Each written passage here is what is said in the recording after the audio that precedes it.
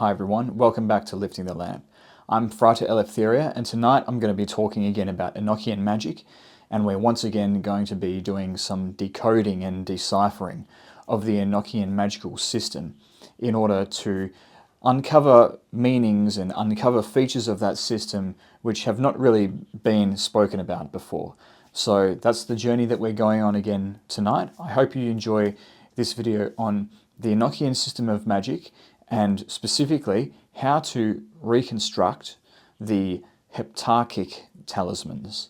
I've spoken about Enochian magic in quite a few of my videos before. I'll link a playlist that I've put together on Enochian magic in the description below.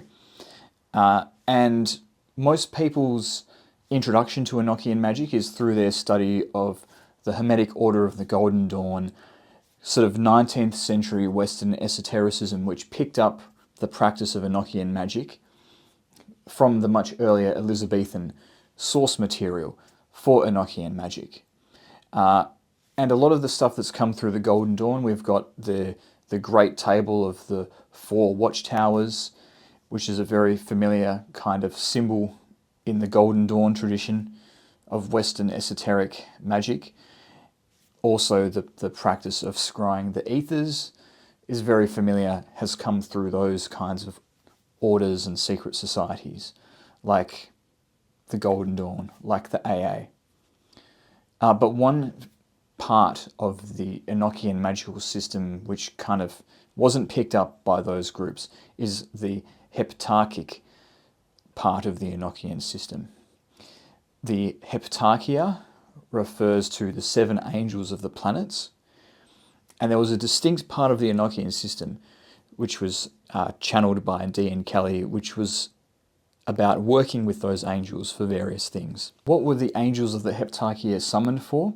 Well, according to Dee's journals, they had various different offices and various different functions where they could give different kinds of knowledge on the sciences and control over different forces of nature, or spirits of the air, or knowledge of metals, all kinds of knowledge, all kinds of control over different forces of nature. That seemed to be the domain of the Heptarchic angels, as opposed to the kind of loftier sort of knowledge of the heavens that were received and the mysteries of the universe that were received from the angels that are called upon in the Gebethel operation by using the Book of Logger, and also in contrast to the angels of the parts of the earth, which influence different geographic parts of the world.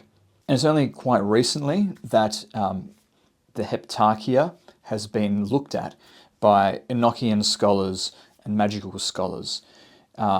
Although the diaries of John Dee, which cover the Heptarchia, go all the way back to Elizabethan times, in the form most notably of the 5 books of mystery, as well as the Heptarchia Mystica. For a long time, a lot of Dee's papers were hidden away in a chest, which was rediscovered later. And the 5 books of mystery, which contain much of the information that we need to understand the Heptarchia part of the Enochian system, wasn't published until the 1980s. And so that gives you an idea of how recent our understanding, or the proliferation of this knowledge has been.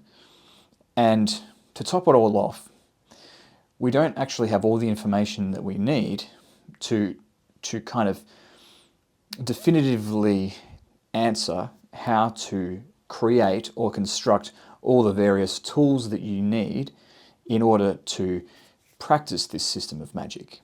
So let me explain a bit further. The system of the Heptarchia in Enochian magic makes use of a series of talismans. And there's a total of 21 talismans, and there's 3 for each planet.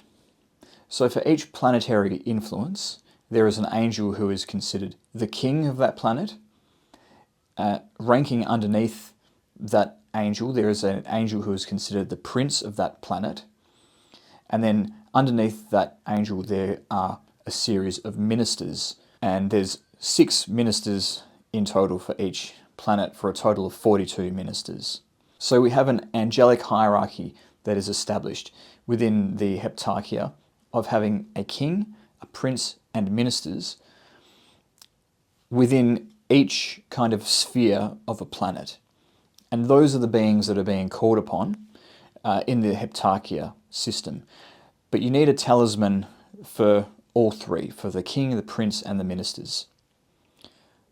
And that's not a problem when it comes to the talismans for the ministers and the princes, but we run into trouble with the kings. So this is a reconstruction of the Heptarchic talisman of the ministers of the planet Mars that I've created. And you can see this is pretty simple and straightforward. There's 6 panels around the edge for each of the 6 ministers, which correspond to the planet Mars. And it's well established based on the Dee and Kelly source material how to create this particular talisman. Similarly, we have quite reliable information on how to construct the talisman for each of the planetary princes. This is a reconstruction of the talisman of the planetary prince of Mars once again.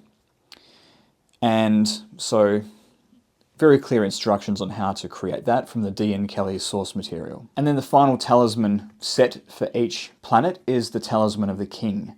We only have one talisman. We're only told by the source material how to construct one such talisman of a planetary king, and that is the king of Mars, or Babalel. And this is what it looks like, again in Enochian, but unlike in the case of the prince and the ministers, it's not clear what these figures mean around this edge. There is the name Balel of the king, there's the name of the prince in the previous talisman, there's the name of the ministers in the previous talisman before that. These figures, it's a bit perplexing where they're derived from. We've got 2 R's facing opposite directions, 2 S's facing opposite directions, a letter P, and 2 number 6's facing opposite directions. And to top off the confusion, none of the other talismans of the planetary kings, except for Mars, are recorded. So we don't actually know what figures are supposed to go in these panels here. And based on the source material that has survived, it's not clear why these particular figures should be in those particular panels. So what I set out to do in about 2016 was find a way of filling in the gaps, of figuring out what kind of numbers and letters are supposed to go in the remaining planetary talismans of the Heptarchic Kings. And I feel that I have, if not rediscovered or deduced the original method that was supposed to be used to decipher the information to go in that outer circle of the talisman of the kings, I believe that I've at least come up with a technique which is a justifiable way of reconstructing those talismans of the planetary kings. And it's a technique that I developed / deduced based on a knowledge of cryptography and forms of cryptography which Dee himself may well have been aware of, as well as a knowledge of attributing significance to numbers and letters laid out in a particular arrangement, as was practiced by magicians like Agrippa, whose writings Dee was intimately familiar with. Putting that all together, I came up with a cipher which I believe both describes why these particular figures appear in the planet Mars's kingly talisman, but then also describes the figures that need to be included in the remaining 6 kingly talismans of the Heptarchia. So that's what I'm going to take you through tonight. And I must emphasize that this video is purely speculative. I have no idea whether this matches with the original values of those talismans, but it certainly seems to be a method that works in terms of filling in the blanks of those talismans in a meaningful way. And I've since used all the talismans of the Heptarchic Kings that I've reconstructed, and they've worked just fine for me. So hopefully that should vouch for this technique that I've developed. You're not going to accidentally open a portal to Cthulhu or anything like that. So the first thing that I kind of noticed about the Talisman of Babel was that it was a pretty random arrangement of numbers and letters around the outer perimeter of the talisman. This to me suggests a cipher of some description, an encoded method for arranging numbers and letters. And if you can find out what the cipher is, you can find out how those number and letter values were derived. So I started looking for patterns, how this particular arrangement might emerge out of the alphabet and out of the numbers 1 to 7, which are the numbers of the 7 planets of the Heptarchia, a number that was also very sacred to John Dee. And I eventually came out with a method which does create such a pattern. I'm not going to go into the working out that was involved, but here is the cipher that I developed to derive the values of the Heptarchic King talismans. So it's clear that somehow these letters have emerged from a group of letters A to Z, picked based on some kind of pattern. This is the way that ciphers commonly work, and a cipher can have multiple levels.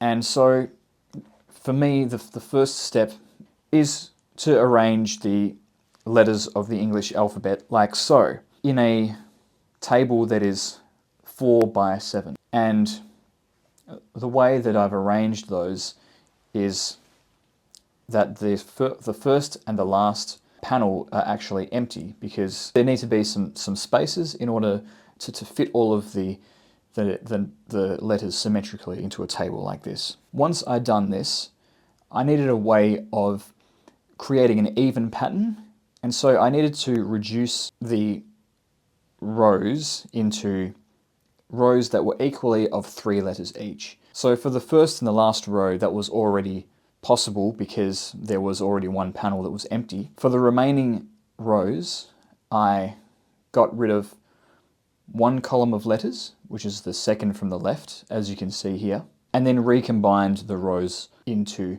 3 even rows of 7 that look like this. And you can already see by this method that the P, the R, and the S appear in the same row. And so using methods which would be common to cryptography, using 2 layers, I've managed to derive that particular set of letters from the English alphabet. But now there's still the number to attribute.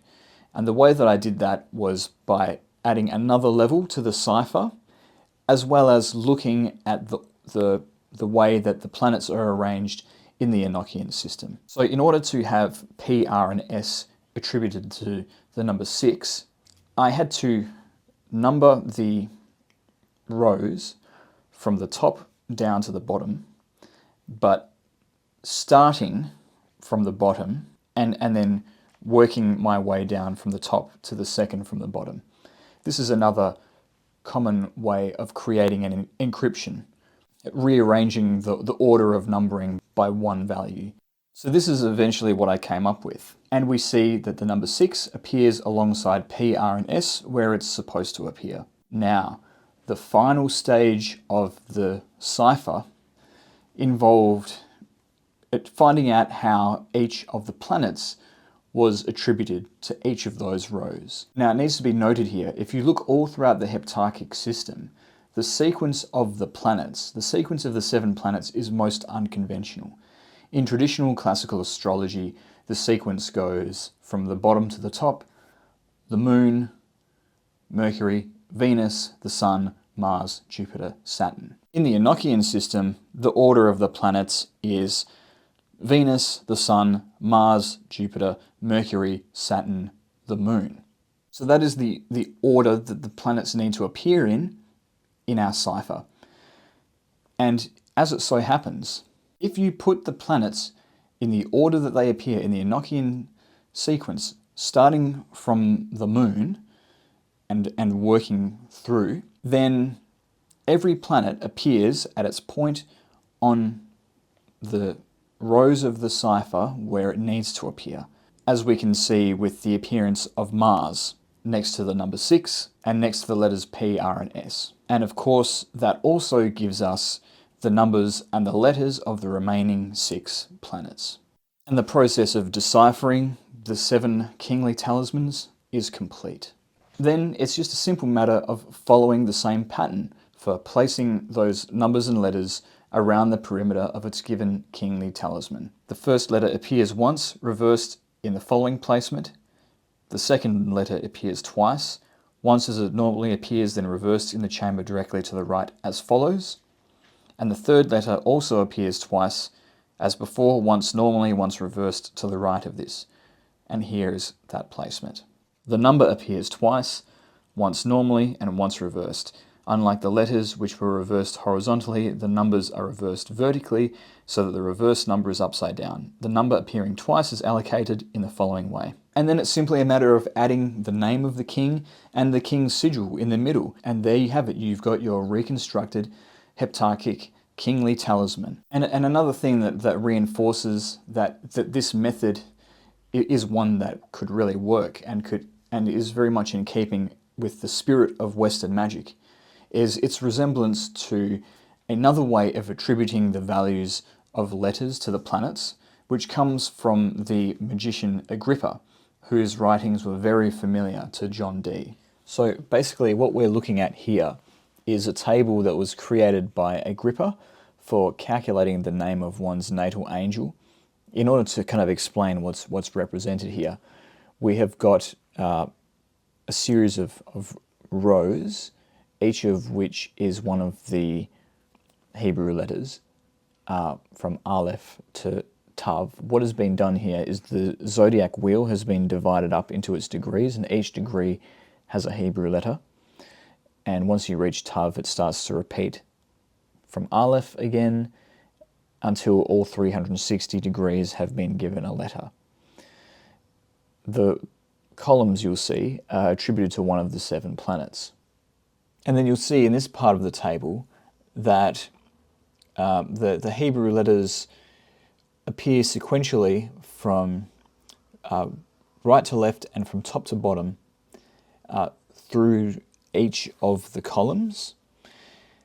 And by using this kind of a very basic form of cipher or cryptography, the Hebrew letters are attributed to the planets, and as well as to a degree of the zodiac, so that you can create an angelic name by looking at what degree your planet appears in at a particular point on the zodiac wheel and finding a letter until you've got all the letters that you need.